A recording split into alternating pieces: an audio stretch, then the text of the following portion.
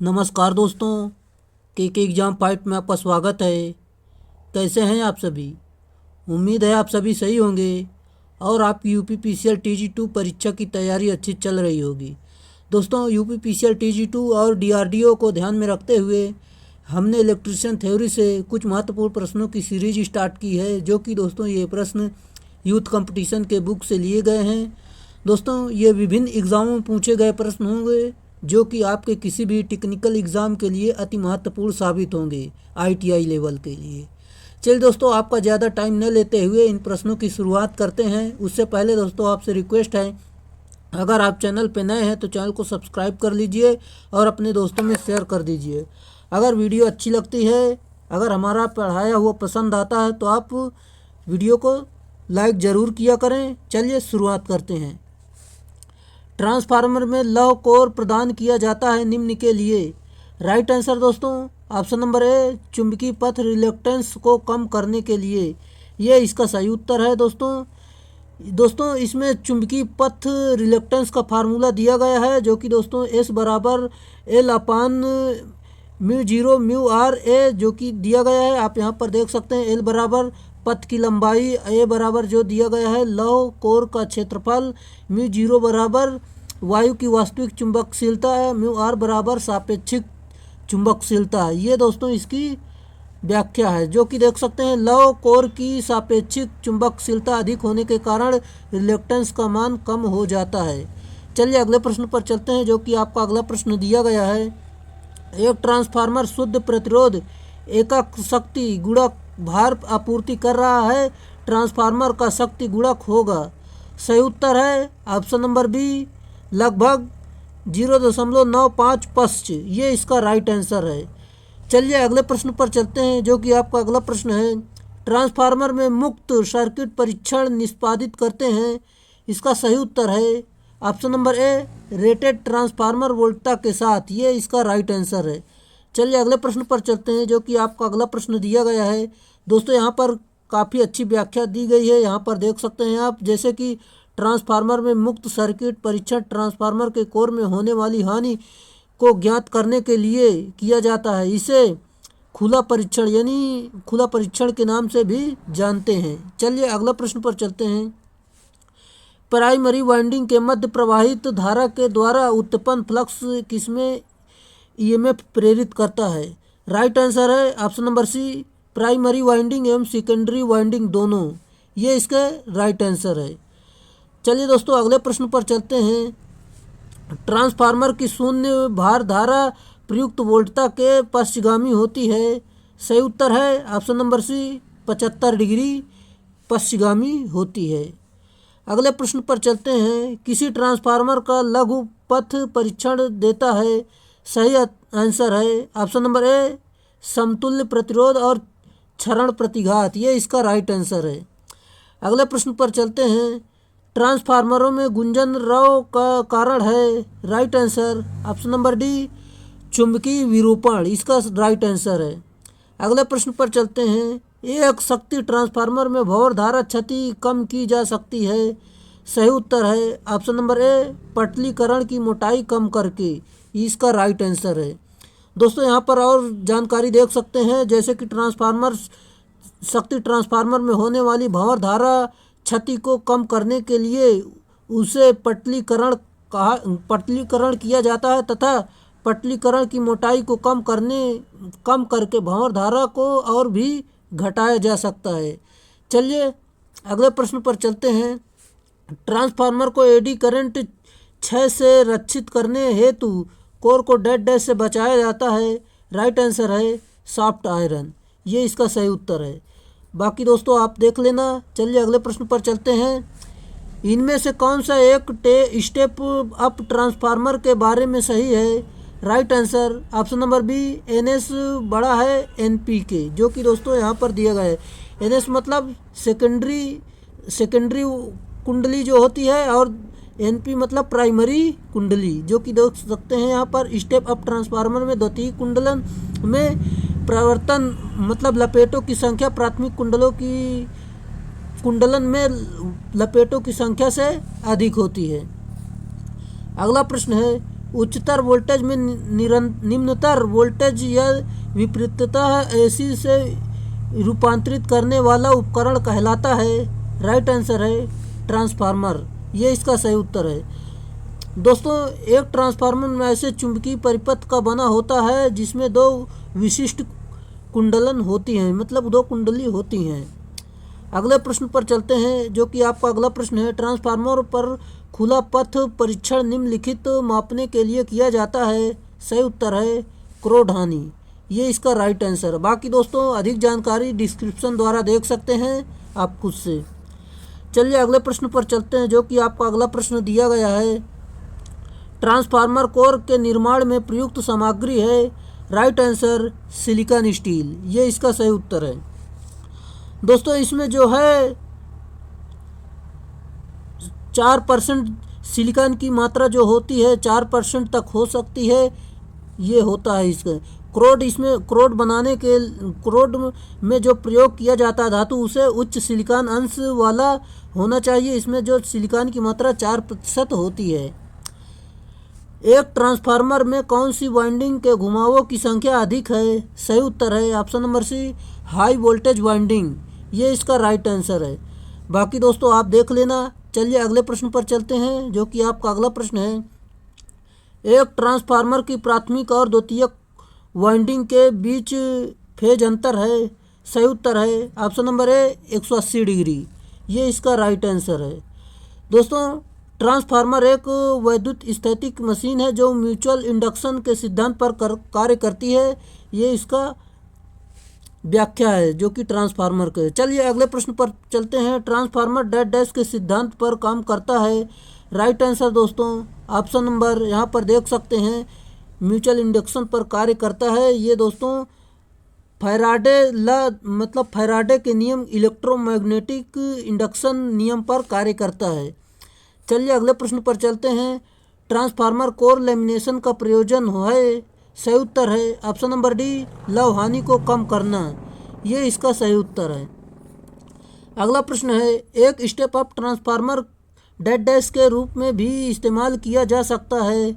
Right answer है option number C, step down transformer, ये इसका सही उत्तर है।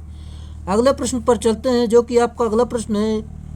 यदि एक ट्रांसफार्मर के द्वितीयक फेरों को दुगना किया जाए तथा प्राथमिक वोल्टता को आधा किया जाए तो द्वितीयक वोल्टता डैश डैश होगी। राइट आंसर दोस्तों, आप इसे देखेंगे तो, इसे हल करें तो आपका इसमें कोई परिवर्तन नहीं होगा, जैसे कि यहाँ पर दिया गया है, यहाँ पर आप देख सकते हैं। चलिए अगले प्रश्न पर चलते हैं, जो कि आपका अगला प्रश्न दिया गया है, यहाँ पर देख सकते हैं दोस्तों, अधिक जानकारी देख सकते हैं। अगला प्रश्न है, स्कॉट संयोजन को डैश डैश में बदलने में उपयोग किया जाता है। राइट आंसर है option number D, 3 phase supply को दो फेज आपूर्ति, दो फेज सप्लाई देते हैं। चलिए दोस्तों इसमें स्कॉट कनेक्शन का प्रयोग 3 फेज सप्लाई को 2 फेज सप्लाई में परिवर्तित करने के लिए किया जाता है। यह विधि वैज्ञानिक चार्ल्स एक स्कॉट ने बनाई थी। दोस्तों ये इम्पॉर्टेंट है, आप देख लेना। चलिए, और इसमें दोस्तों जो है, इसमें 2 ट्रांसफार्मरों की आवश्यकता होती है, जिसमें से एक ट्रांसफार्मर का अनुपात 1:1 होता है, जिसे मुख्य ट्रांसफार्मर कहते हैं, तथा दूसरे को 0.866:1 होता है, उसे टीजर ट्रांसफार्मर कहते हैं। अगले प्रश्न पर चलते हैं। ट्रांसफार्मर में प्रवेश करने वाली नमी को रोकने के हेतु ब्रीदर के अंदर उपयोग किया जाने वाला पदार्थ डैश डैश होता है। सही उत्तर है option number C, silica gel, ये इसका सही उत्तर है। मैंने दोस्तों पिछली वीडियो में कई बार इसकी व्याख्या की है, आप देख लेना। ट्रांसफार्मर पर नो लोड परीक्षण डैश डैश को जानने के लिए किया जाता है। सही उत्तर दोस्तों इसका जो राइट आंसर हो जाएगा, आप यहाँ पर देख सकते हैं, चुंबकन धारा तथा नो लोड हानि, यानी magnetic current and no load loss, ये इसका सही उत्तर है। दोस्तों यहाँ पर कुछ फार्मूले हैं, यहाँ पर देख लेना, जो कि पूछे जाते हैं परीक्षाओं में। अगला प्रश्न है, संरक्षक धारा ट्रांसफार्मर यानी सीटी के बोझ को डैश डैश में निर्दिष्ट किया जाता है। सही उत्तर है option number B volt ampere, ये इसका सही उत्तर है। अगला प्रश्न है ट्रांसफार्मरों को डेड डैश के लिए उपयोग किया जाता है, सही उत्तर है स्टेप अप या स्टेप डाउन करने के लिए, जो कि एसी वोल्टेज ही करते हैं। अगला प्रश्न है दोस्तों, ये व्याख्या कई बार मैं बता चुका हूँ, आप पिछले वीडियो में जाकर देख लेना, वहाँ पर व्याख्या की गई है। ट्रांसफार्मरों में आवृत्ति में बदलाव के साथ राइट आंसर दोस्तों ऑप्शन नंबर सी तांबे की छतियाँ अपवर्तित रहती हैं, ये इसका सही उत्तर है। अगला प्रश्न है जो कि दोस्तों यहाँ पर हिस्टैरिसीस हानि भंवर धारा हानि का फार्मूला दिया गया है, आप देख लेना। और दोस्तों ट्रांसफार्मर निम्न पर आवृत्ति में परिवर्तन होने पर न्यूनतम प्रभावित होता है, सही उत्तर है इकाई शक्ति गुणक, इसका सही उत्तर है। अगला प्रश्न है ट्रांसफार्मर में भंवर धारा हानियाँ निम्न में होती हैं, सही उत्तर है ऑप्शन नंबर बी कोर में होती हैं भंवर धारा हानियाँ। ट्रांसफार्मर में दूसरी हानि है जो बदलती रहती है, इसलिए इसे परिवर्तित हानि कहते हैं।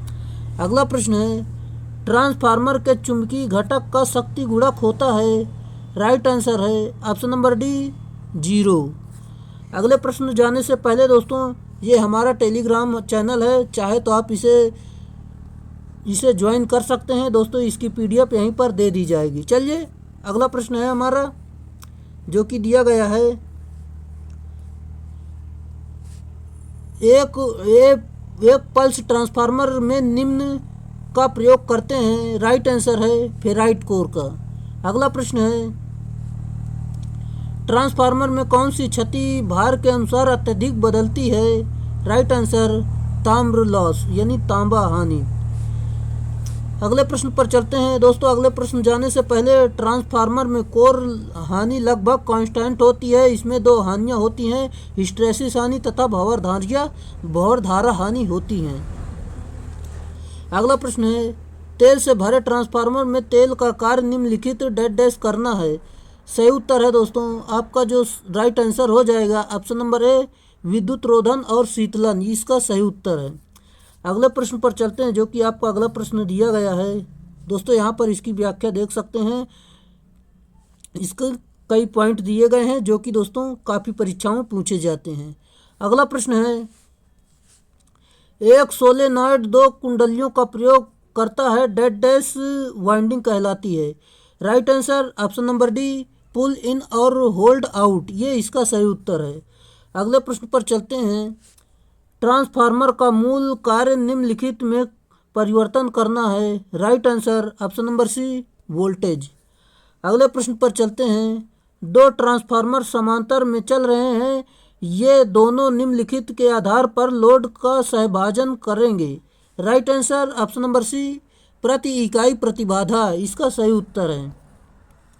अगला प्रश्न है स्टेप अप या स्टेप डाउन ट्रांसफार्मर में विद्युत शक्ति डेड डैश में परिवर्तन के बिना एक परिपथ से दूसरे परिपथ में स्थानांतरित होती है, राइट आंसर है दोस्तों ऑप्शन नंबर सी आवृत्ति, ये इसका सही उत्तर है।